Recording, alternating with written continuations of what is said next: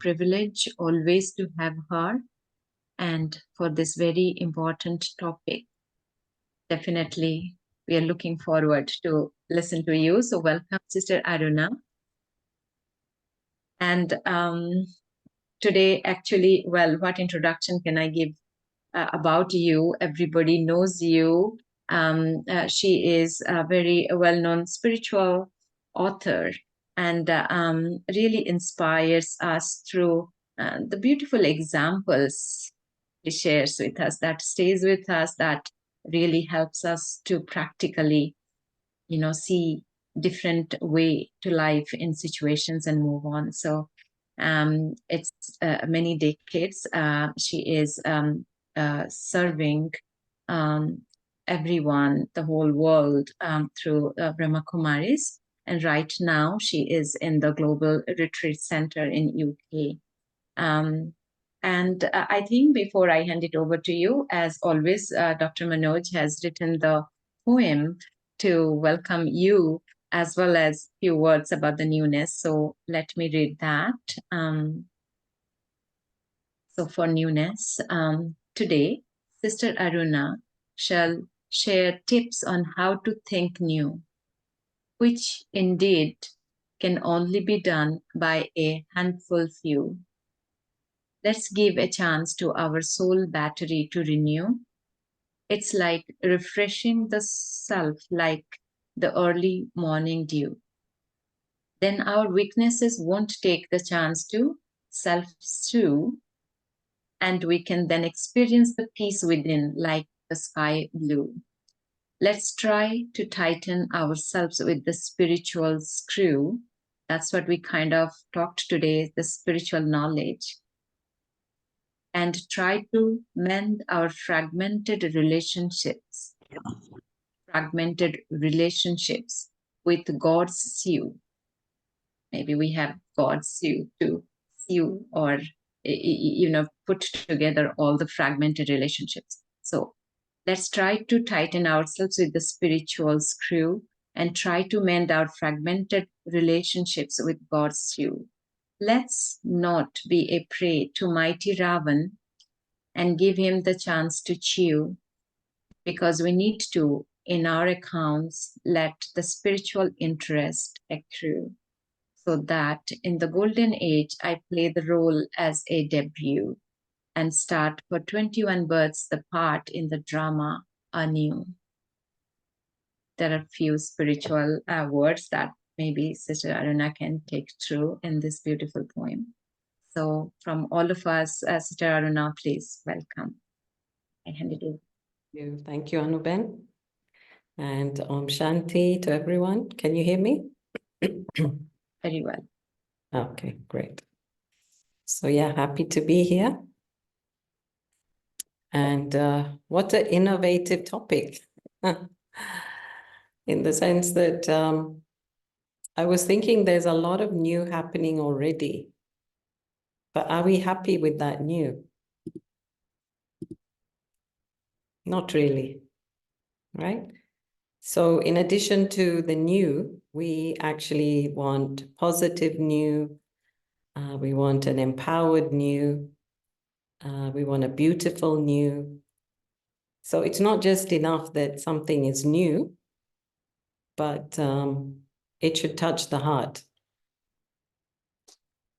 And so I'll get on to my personal experiences, but before that, I'd just like to share a PowerPoint. And show you a few slides.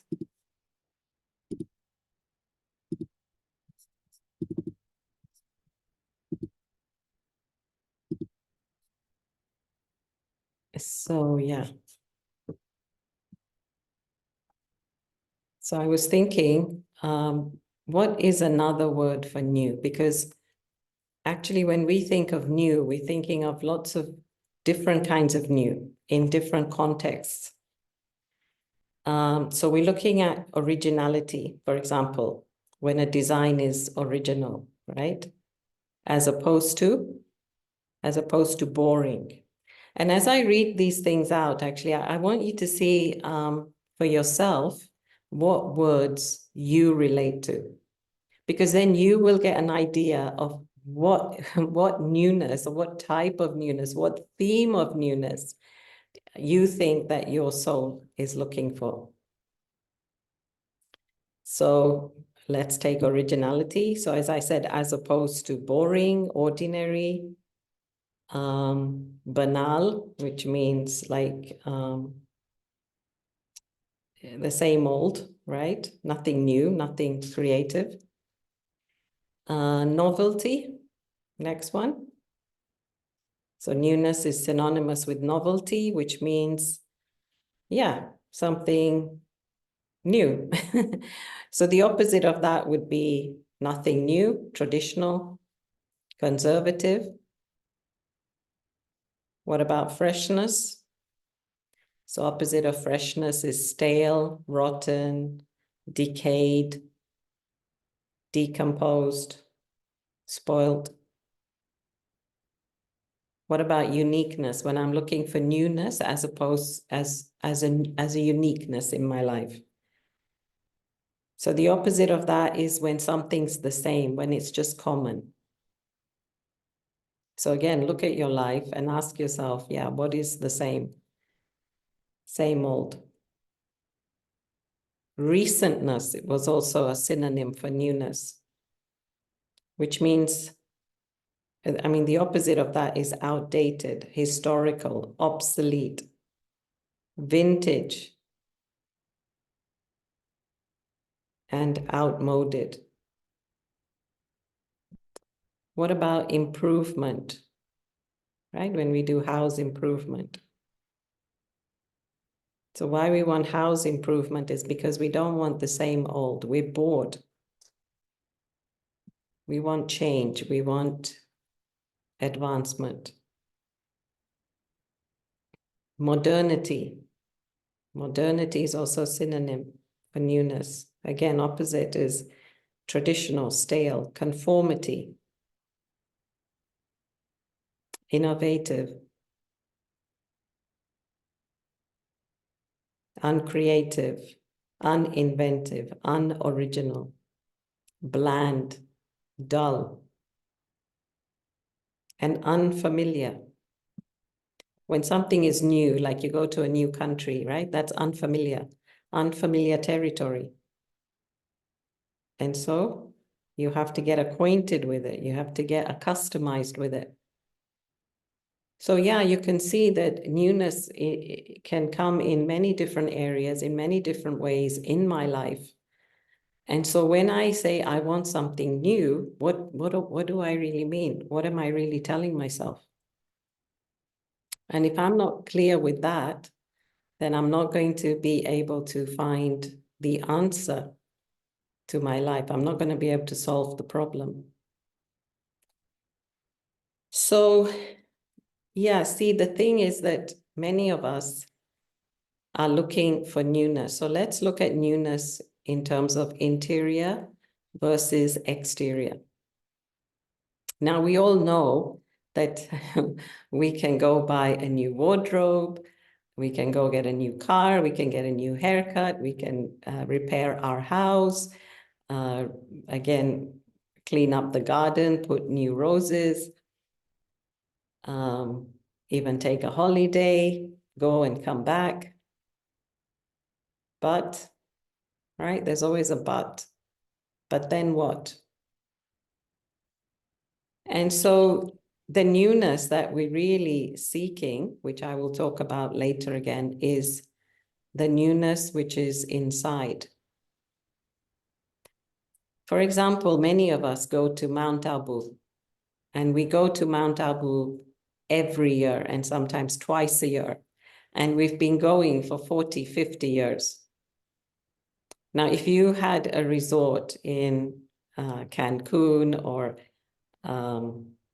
Mallorca or anywhere, if you were going there again and again, you would likely get bored and you would say, okay, now I want to change this apartment.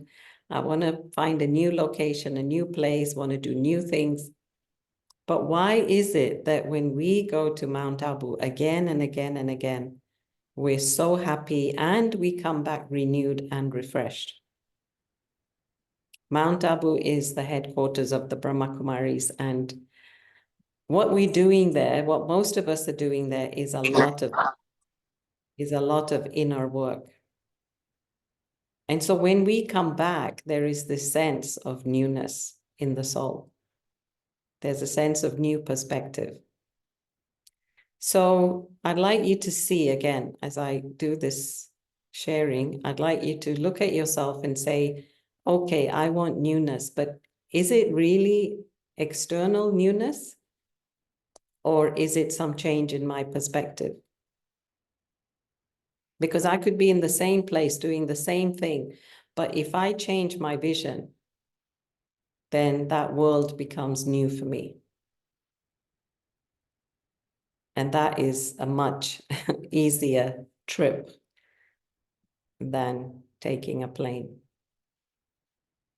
And so, yeah, I was saying that new is quite short-lived, actually, especially if it's exterior new. It's very short-lived in the sense that we can be thinking that this is good for us. And as usual, there's a high in what we experience because it's new, right? A new relationship or a new hobby, new talent, new creative experience. But then we get bored of that. So there's nothing wrong in trying new creative things. But I think for me, the lesson is always, okay, what am I, the soul, learning from this? So if I'm trying to practice, I did actually, and I don't have time now, but I was practicing the ukulele, which is a little guitar. And what I was learning was a lot of patience because, yeah, I've never had a string instrument before. And of course, you know, looking at the notes, memorizing the notes versus the strings. So the thing is, if the soul is feeling some sense of progression, some learning, some good feeling factor from inside, then that experience is, in a sense, everlasting. But if it's just something temporary or for the sake of it, then yeah, it's not going to last long. And then we want the next thing and the next thing. So this is when, you know, wanting new things becomes an addiction. And that's why people like to go shopping, even though they've got a whole wardrobe of clothes. No, they want to get the latest. So there was an author who was saying actually that the thing is that we may want something new, right? Crone is the name. So we may want something new, but the thing is, yeah, Helmut Crone. But the thing is that we have not associated ourselves with the learning of that new. So we inject some newness into our life, but then it's hard for us to judge because we have no frame of reference for that new. So we don't really know if that thing is good for us or not. Do you see? So for example, we get into fashion because that's what everybody does. And we may go get the latest thing. But then how do I know? This is where I need to do a bit of soul searching to know, is this really good for me? Do I just follow the herd and the masses and do as they do because that's how I want to be seen? Or do I look at the soul and say, what do I want to feel? Not how I want to be physically seen by others, but how I want to feel inside. And so a lot of people stress trying to keep up with the latest, which is all the gadgets, which is all the fashion, which is all the whatever's the latest trend, parties, etc. And as I said, it's so short-lived. So that's where it becomes a drug, because then you want more and more and more, and you're not getting the high, you're not getting fulfilled by the new. So the new has to be actually everlasting, right? Eternal or evergreen, as we say.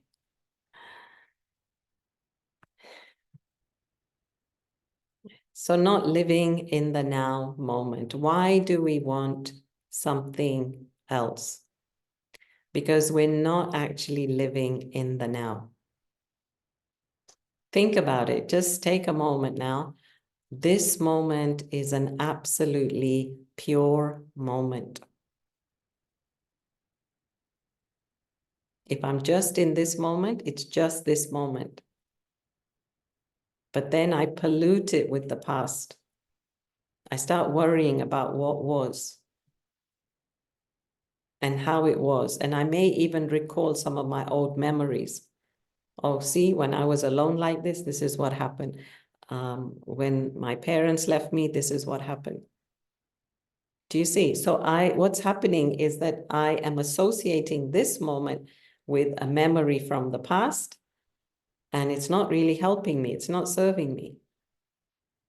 Or I'm afraid of the future. What's going to happen to me? Will I be taken care of? Will there be people around me? Will I be happy? So what about this moment? As I think of the past, as I think of the future, this moment is passing. So I was really feeling, because I was trying to think of this talk as I had to prepare for it. And I was thinking, actually, every moment now is a new moment. And if I can, just as you're taking in a new gasp of air, right? Right? In the same way, take in this moment with the soul. Let the soul just really observe and take in what's around you right now. And many of us are missing the moment. We're not appreciating actually what is around us. And that's why we then get bored. Right? Boredom is actually a laziness of the intellect. The laziness of not being able to stay with what is now in front of me. And that's why then I want something else, something new. And as I said earlier, it's a bottomless pit because it's never enough. So actually, the people who stay a lot on social media, Instagram and others, Facebook, etc., their attention span is like 8 to 9 seconds now. As soon as they've seen a bit, swipe, swipe, swipe. They cannot stay and be patient or be tolerant or be accommodating. And that's why you must have noticed that when people are doing these ads, they tell the people when you do your little ad, when they show it on the YouTube, like it has to be no more than 5 seconds. If you haven't grabbed that person's attention in the first 5 seconds, you will not grab their attention at all. So yeah, we can see that now we're moving into the spiritual area of when I'm living in the now moment, I'm actually living at peace with myself.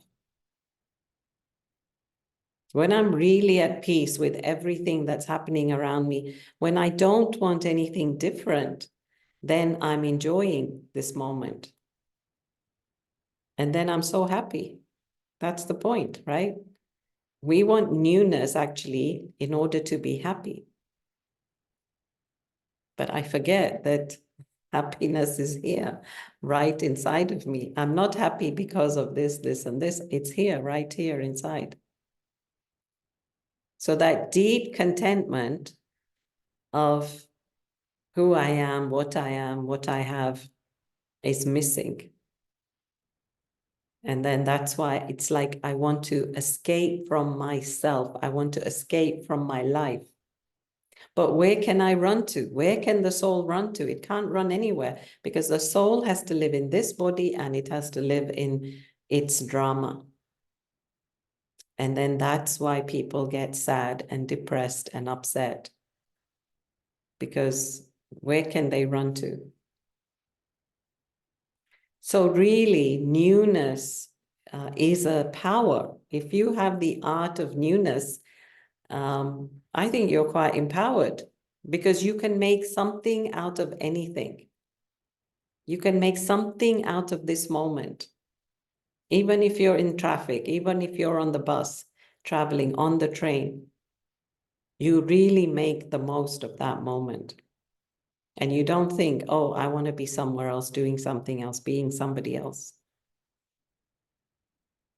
So if I can practice this, right, that I just want, well, let's say spiritual newness, then as you seek it, you will find it. So spiritual newness would be something like that you see the beauty in what's happening, or the quality in the person in front of you, or the benefit in the situation that's in front of you. And then it makes meaning, right? Gives meaning to the moment.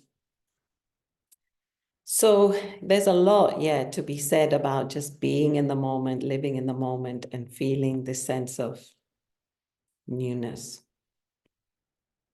Okay, expanding the comfort zone. So basically, many of you must have seen the S-curve. So I've made an attempt here to show you the S-curve. So what I mean here is what happens is we get used to the norm of what's happening in our life until we get to the point where it starts winding down. So everything's going well. There's initiation, escalation. But then there comes a curve here where I start to think, you know what? I'm not happy with the way things are going. And things start to go downhill. So in this phase, I have to think and I have to reflect. And some people go on retreats and take time out. And in a sense, they have to expand their comfort zone, because the thing is that we become too comfortable in our comfort zone. And so there's no more learning. There's no more experience. In a sense, there's no more sensing or feeling. We've become numb. And so what we do here is we start something new. And this is applicable. The S-curve is applicable to every organization. Like Mike was saying, I was reading your notes, that, yeah, every company needs newness. So you will see, right, chocolate bars, right? Kit Kat. I remember eating Kit Kat as a kid, or Mars bars. The wrapping on that and the wrapping today is a world of difference. I'm sure the chocolate is the same. I don't know. I don't eat it anymore.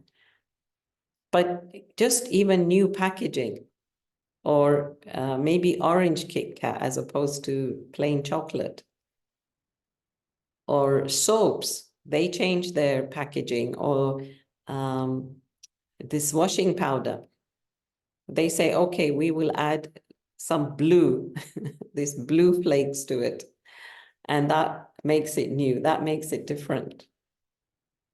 So it's just very small incremental changes. And everybody thinks, wow, this is a new product, let's try it. So in the same way, instead of, okay, I would say, instead of getting to this point where I start getting bored of the old, the same old, where there's no originality, no uniqueness, no modernity, why don't we keep, right? Imagine if you just keep adding newness to it, then you don't need to become depressed or de-escalate here. So yeah, we have to find our methods of what really excites us. What do we enjoy doing? As I said, it's not just about doing, so don't take me wrong. I'll expand on this in a minute, but it's about whatever I do, it's giving me another experience. And ultimately, the experience that I'm really looking for, and again, this is from my conclusion, my experience, is I want the experience of being in control of myself. The reason why I meditate, the reason why I want a peaceful life, the reason why I don't want conflict, the reason why I don't want to give and take sorrow, the reason why I serve, all that is to make myself stronger so that then I can be in charge of my life. Not fix other people's lives. No, fix my life so that I can manage my thoughts and feelings and emotions. So this is about expanding your comfort zone. And sometimes what happens in the drama of life is that drama will throw things at us to test us. So this will happen. I think I'm going along okay, and then something doesn't work out. And then maybe this is not me. Maybe this is drama. Maybe this is the curve of drama of life, where suddenly, like in my case, I'm told, okay, you have to come here. So I moved from the Middle East and I come to Oxford.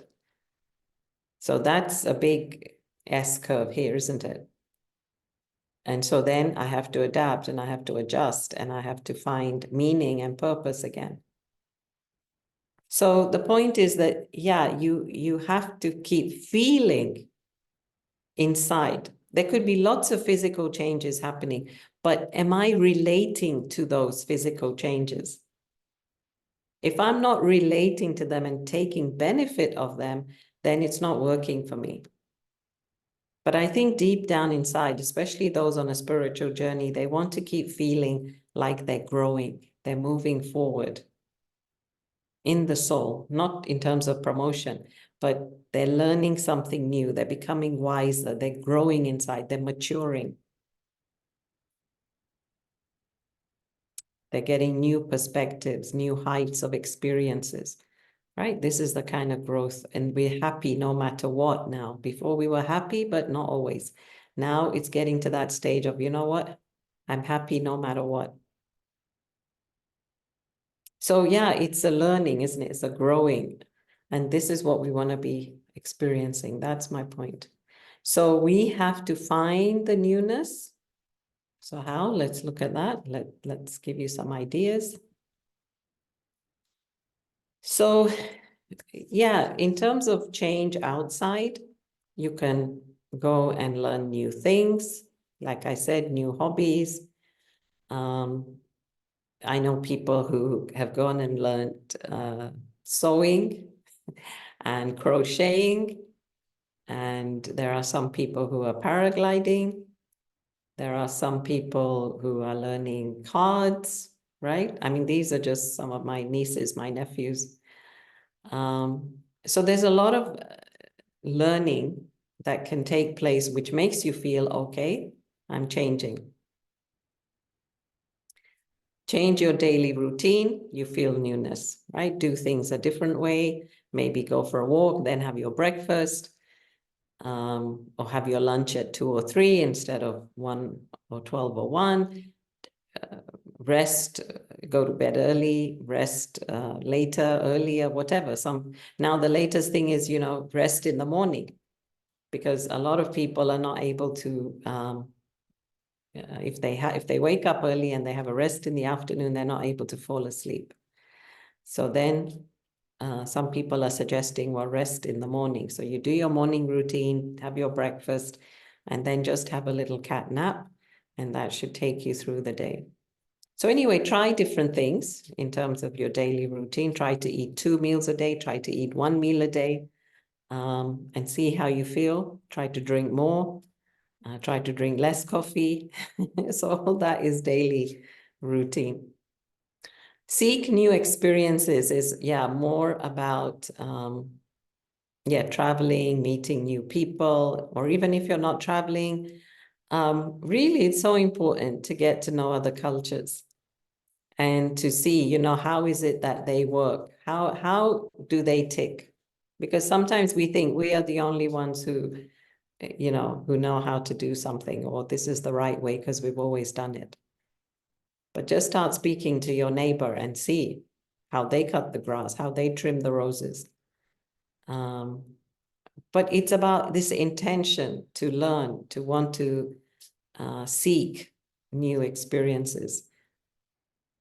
That's different to the other one, engage in new activities, which is what I was saying about learn to paint, or learn to learn a new instrument, or get creative in different ways. Get into cooking, get into creative cooking, get into creative presentation of your cooking. And now so many people on Instagram showing you how to do things in 10 minutes. So again, these are external. Set new goals. Set new goals is, so you may have a daily goal, you may have a weekly goal, you may have a goal every 2 weeks, you may have a monthly goal, you may have a yearly goal. But the important thing is to have some kind of a goal, right? So the point of adding all this, or let's say injecting all this into your life, is that you're moving away from the kind of daily humdrum of your life, and you're trying something new. You're keeping your mind open. Because if you always do what you've always done, you will always get what you always got. And that's not what we want. So, having said that, and I'm sure there's other things, but that's enough for now.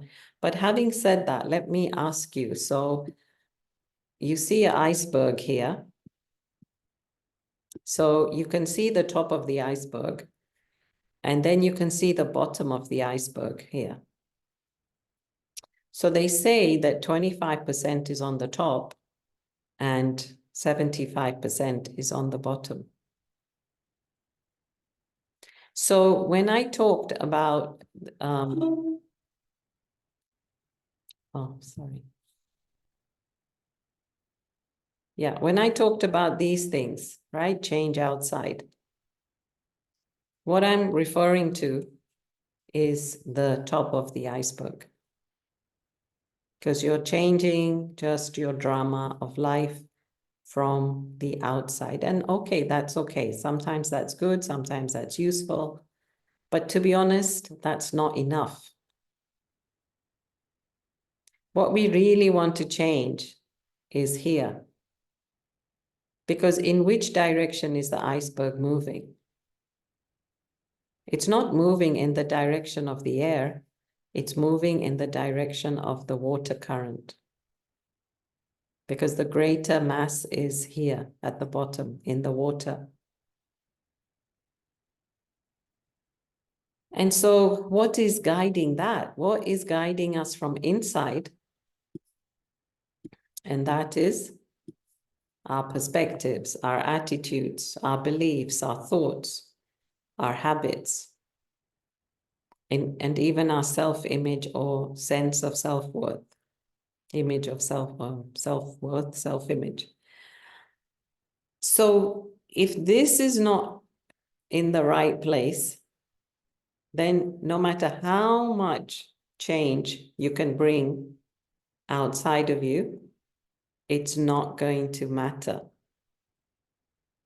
So let me give you some examples. So for example, there's a lot of people who believe in like crystals, rosaries.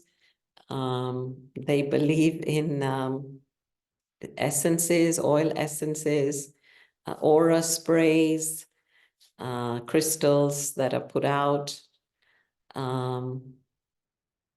special alignment of the room, feng shui, right? Which direction your bed, your desk, etc.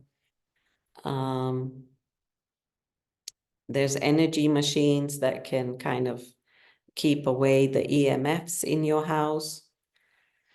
There are a number of things that can help you to keep your atmosphere good. And you could afford all of it, and you could have all of it in your house. But if inside I'm not happy, I'm not content, I'm restless, I'm peaceless, I have no purpose, then what is the point of all that? The same, like look at Oxford, it's so beautiful now, it's so green, lots of flowers, everything looking pretty. But if my inner garden is not looking pretty, then no matter how beautiful that is, I'm not happy. So the real change, the real newness that I need, which is the ultimate newness, is where everything starts, and that is in the mind. And that is in the soul, that is inside. So we have thoughts. Thoughts also create perspectives and beliefs and attitudes and habits. And thoughts also create a sense of who I think I am. So if I'm not changing the thoughts, then what am I doing? If I change everything outside, but I don't change my thoughts, then again, I'm not in alignment. See it like there's this story, right? So there was a king who went out in India some time ago, long ago.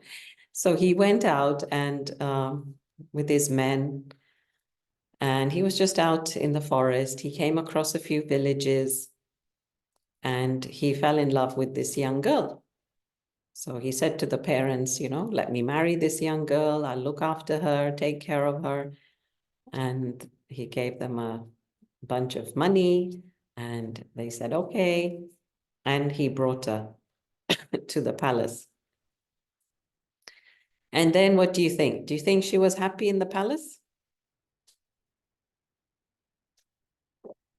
No, because it meant nothing to her. She wanted to go back to her hills, her fields, her friends. She was completely out of context. And so she wanted to just live her village life in the way she ate, in the way she dressed, in the way she behaved. And the king thought, oh, I'm offering her a great life. Well, no, sorry. So this is the point, right? Nothing changes unless I change myself. Nothing changes unless I change my thoughts. And nothing changes unless I change my perspective around the things that are happening. So like I said, the knowledge, the wisdom of the Brahma Kumaris is more to help us to see that, hang on a minute, everything that's happening has a third perspective to it. There's a reason to why everything's happening. So I'm not looking at things like this. I'm looking at things from the top down. I'm seeing the whole picture and I'm saying, that's why this had to happen. And that's why that happened. Now I can say that with conviction that, yeah, if something's not going right, then there must be a reason why it's not going right. So I don't fret over it as much as before because there's a reason why it's happening. I can't see all the reasons. I can't join all the dots at the moment, but I trust in the theory that there must be a reason why it's happening. And so that enables me to stay calm and cool now and not panic and not stress. So to keep the bigger picture in mind. Okay, I think I've said enough on that. Yeah, so this is the final slide. So what I want to show you is this picture. Some of you may have seen it, but it's a famous example that's given about the Chalutaka Bridge. So actually what happened is the river, they built this bridge and the river was flowing under here. But with time, right, the bridge stays where it is because it's solid. It can't move, right? But nature formed its own way and the river moved.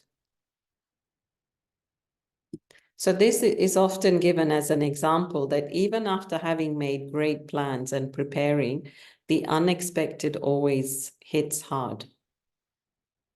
And nature always ultimately takes its course. And so we may not be able to control some things, but it is important always to be prepared for the unexpected. So the reason to tell you this is no matter how much you may prepare for that newness that you're so seeking from deep within, but I equally have to have the power to adjust and adapt, even if it's not there. And as I said, there's a reason to why it's not there. And so if I can hold on to the theory, I keep saying theory because maybe you don't believe in it yet, but trust in the theory that there's a reason to why everything that's happening around me. And then with that calm presence of mind, then I'm able to manage my life and I'm able to take the next decision. So unlike this bridge, you see this bridge, which again symbolizes something very solid, rigid, inflexible, right? The bridge, if it was us, should be moving to adapt to the river, but no, it can't. So a rigid personality cannot adapt, cannot adjust. Whereas you can see nature is so fluid. It adapts to everything. Look at even the Sahara Desert. Look at all the water and the mountains. They actually all live in kind of synergy together. And that's why they're able to survive. So, yeah, I think that's what I want to say. I mean, as I said, it's newness is a unique topic. But yeah, I think I've shared what I'd like to say. Thank you so much, Sister Aruna. Really beautiful sharing and the distinction you gave between external and internal, and how much newness we may be able to bring internally. We have to also be ready to adapt, to adjust. The unexpected is always there. So yeah, outside we may change many things, but internally the self-image, the self-belief is important. But to know, even we sometimes, like you said, live in that comfort zone. I also loved it that, as you said, the boredom or the laziness is not being able to keep up with what is now in front of me. But that is usually the case. Maybe we can take up one question. If anybody has any question, you can also ask, put in the chat, or you can even ask, unmute and ask. But yeah, my question would be, how do we make that effort? What is the effort so that I don't miss this present moment? We are always in that comfort zone, want to live there or the past, and still the unexpected catches us. We are still going down to the pain or depression. Being aware, practicing spiritual practice, still we are shaken when the unexpected is coming. So what would be that regular practice maybe we put a day, every day? Okay, so again, the truth is that absolute soul consciousness, when I'm really in the experience that I'm a soul in this body, just playing my part. When I'm in absolute soul consciousness, then I'm in the moment. When I am body conscious, then I'm not in this moment. When I'm body conscious, then what is body consciousness? There's the attachment, or there's the ego, or there's the greed. I'm being governed by these vices. And that's why then my vision meaning the soul, vision is always up there, out there, up there. What's that one? Against that one. But when I'm in absolute soul consciousness, I'm just really content and I'm just really happy in this moment. I don't want anything different from this moment. So that is how we do it. And of course, for that, those who don't know the knowledge of the soul, it's important to take the sessions from your local classes to understand, firstly, what is the soul and what is absolute soul consciousness? I, the pure being, using this body, the instrument. I'm looking out through these eyes now. I'm listening through these ears now. It's the soul that I have to give importance to, not the body. So if the body is weighing heavy, so if there's fear, as I said earlier, of, oh, who's going to look after this body? Right? That's the fear that's created, the insecurity that's created. And so then my mind will always go to, oh, what can I do to secure my future? Or something happened in the past. See, this one said this to me. This is how I'm insulted.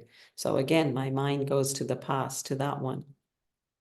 And as I said, I'm missing this moment. Missing now, missing every second.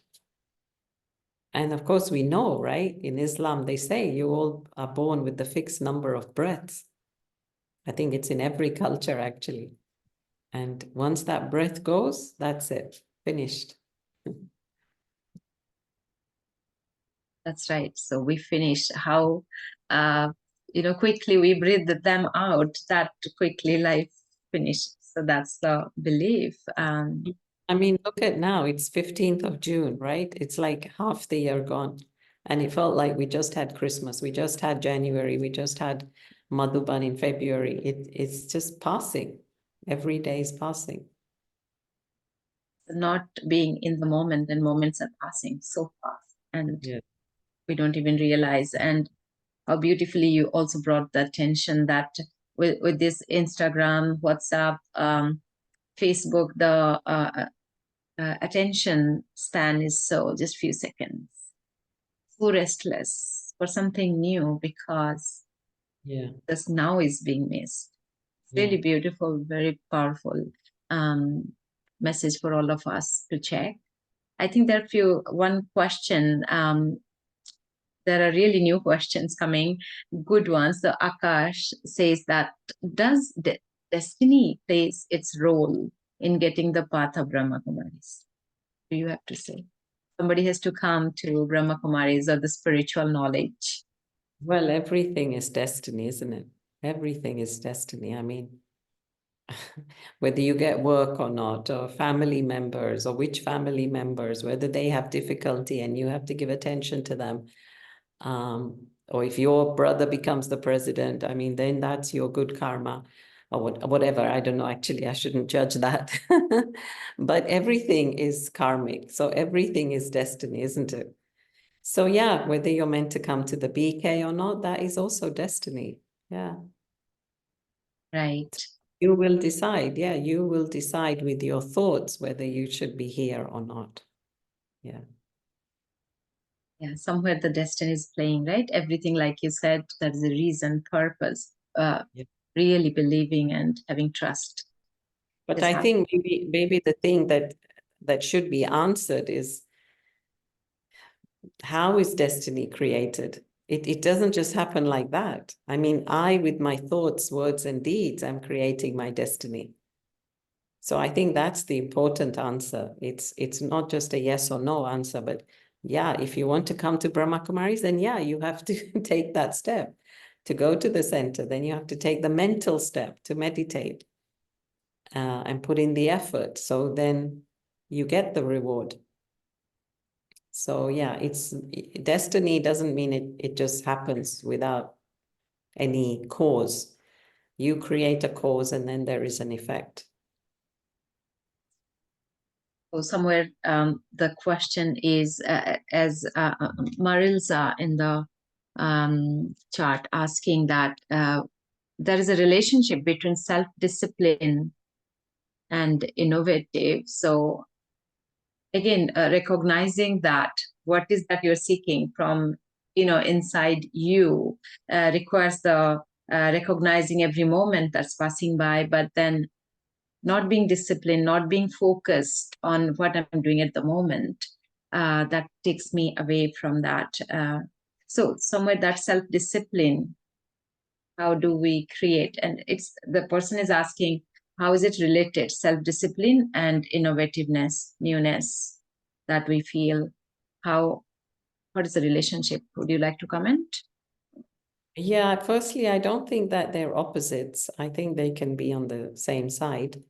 So when I am disciplined, then basically I get things done. I think this is the point of being disciplined. You have things to do, you stick to it, and then you accomplish it.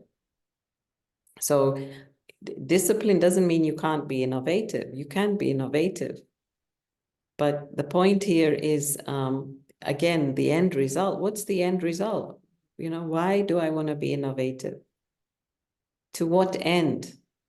And how much energy am I willing to put into it? Or what's the price of this innovation?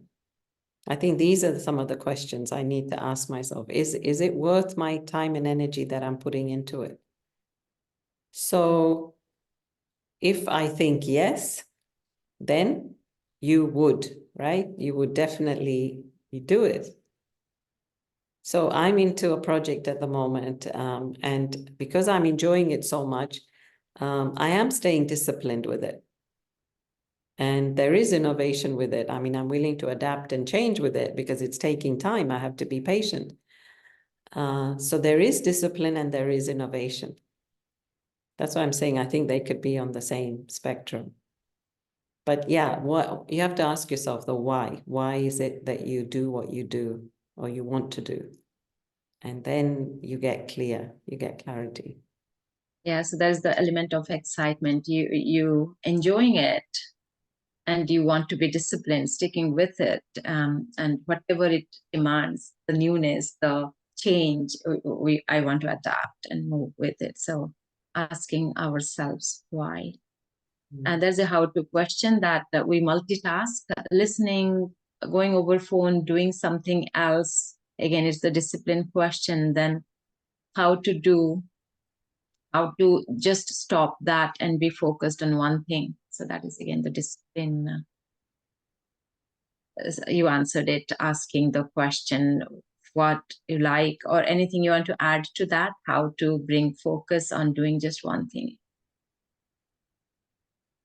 Yeah, so this is what I was saying earlier, that not here, somewhere else, that this myth of multitasking, it is a myth, actually. It doesn't work. So people used to think I can do this and I can do this. And no, because they're saying that you're using both sides of your brain. You're using the right brain, which is creative, and the left brain, which is more logic. And so that's what's making us tired. And actually, believe it or not, a lot of people are getting something called brain fog, which means it's like a fog in their mind and they just can't think. There's a lot of confusion. They can't make decisions. Everything gets stalled, and things don't shift. So, yeah, you have to be disciplined. And I think that's when you have clarity that this is what I need to do. This is how I need to be. This is how I need to see the situation. And then just stay in that. Just stay focused on that. That's where meditation really helps, because it looks like we're just focusing on a point, which is here, to meditate. But that focusing of the eyes is helping us to focus our thoughts, our mind. And then our experience is focused.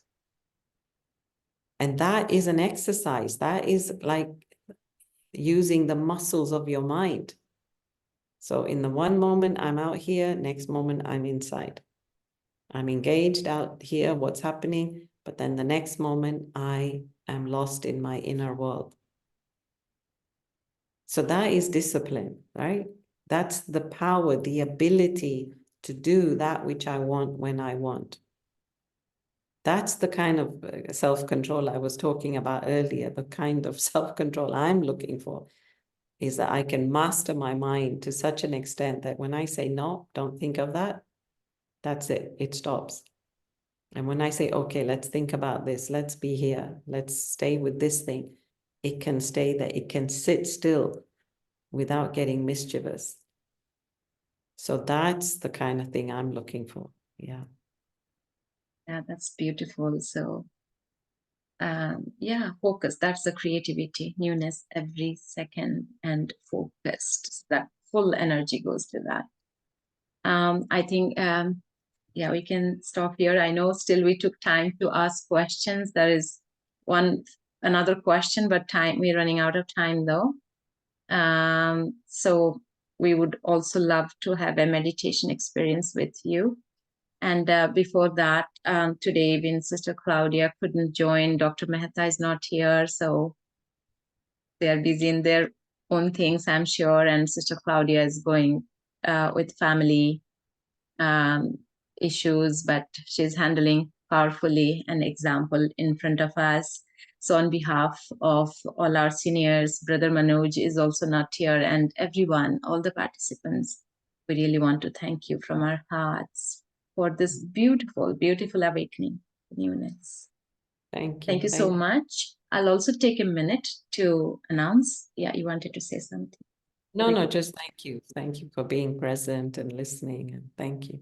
Thank you, sister. It's always great to have you because the insight we get is profound. So quickly, let me just take you all through the announcements coming up programs. So we have our episode 93, sorry.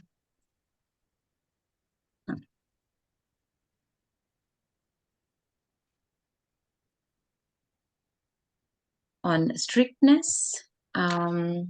So we'll have our very senior Asha Didi joining from Om Shanti Retreat Center in Delhi. She'll take us through this unique value. Value-wise, it is the niyama nishtata, like we have to be disciplined. That way, are we going to be strict? Otherwise, it may not be a value when we use it to control others or anything. That sakti, they say in Hindi. So let's see, we'll go through a deeper insight on this with Asha Didi on 22nd of June, same time, 7 a.m. for West Coast US, Canada, 7 p.m. India. So please join us then. And followingly, we'll have our next workshop on strictness, and we'll have Sister Shireen from USA to take us through, again, the further insight and the experiential exercises. We'll also have the silence retreat on newness on Saturday, 29th June. So all regular way, the next 2 weeks are planned. So this is our beautiful calendar you receive in the email with the review materials every time. So check it out. And we have our websites, vyasa.in and vancouver.brahmakumaris.ca for all the information about these programs. You can find our all the videos, including today's, on the YouTube channels, as well as this playlist. So you can take a snapshot and check out. So thank you, everyone. And also before going to meditation, a photo with you. So that's our memory. We'll keep it always with us. So please open up your video if you want to be in the photo. Gallery mode. You can see everybody too. Smile. Remember what is the newness. You're going to churn. You're going to bring it into your life. That will make you smile and not miss any present moment. So that's beautiful. I got. There you go. Okay, so now we'll hand it over to you, Sister Aruna, for a beautiful experience. How many minutes is the commentary? 5 minutes. We can go a little over, but yeah. So yeah, just sit comfortably and try to let go of anything that you're holding and just relax into your seat.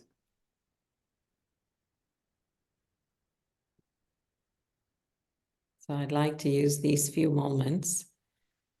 I'd like to use these few moments to experiment with creating a new thought. So right now, I'd like you to create a thought, a very beautiful, positive thought that you have never thought of before.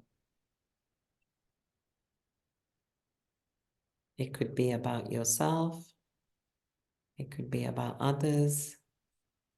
It could be about the world. But something that you have not thought of before.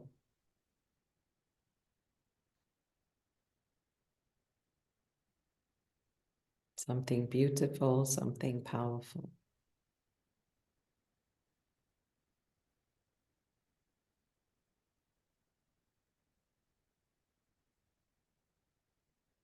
And so I'd like you to just sit with this thought, and I'd like you to create a belief around this thought that I am that, or that one is that, or that is the world.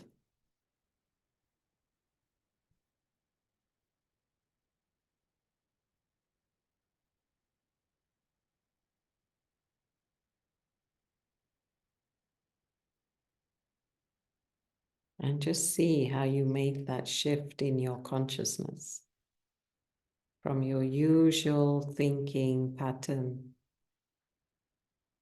to thinking something new, something special, something different.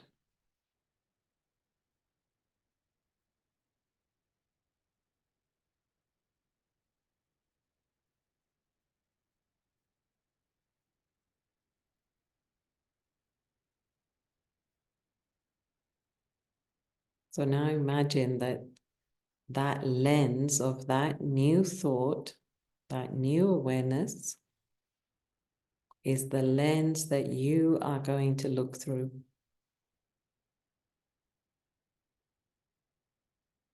So if I said that the world is a wonderful place, then everything I look at in the world has to be looking wonderful through that lens of wonderment.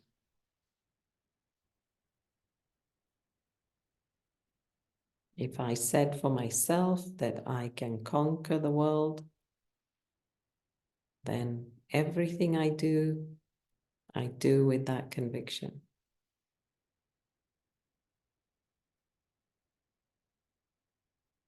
So just one thought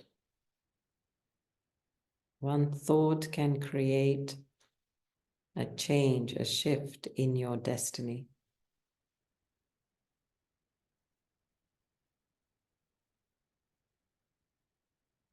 And when I create these thoughts in silence, in this kind of quietness,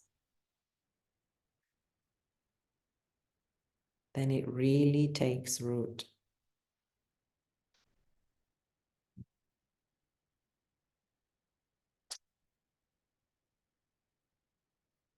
So just always take time with yourself, a few moments in silence, and plant those seeds of newness from time to time.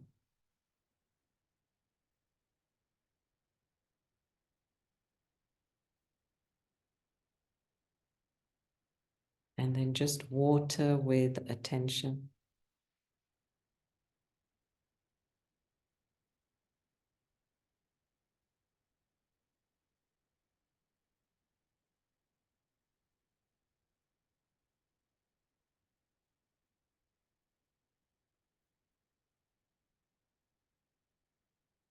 And the important thing to realize is that I can make a shift in myself. It's as easy as creating a thought.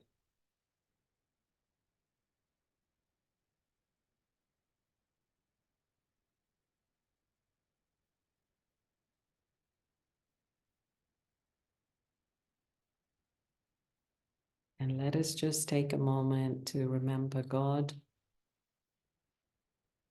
the one who always sees us as new,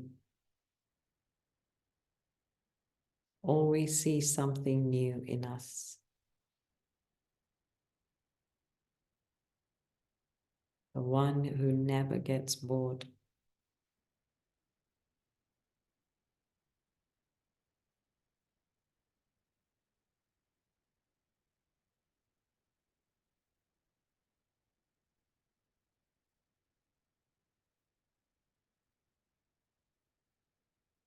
Thank you, Om Shanti.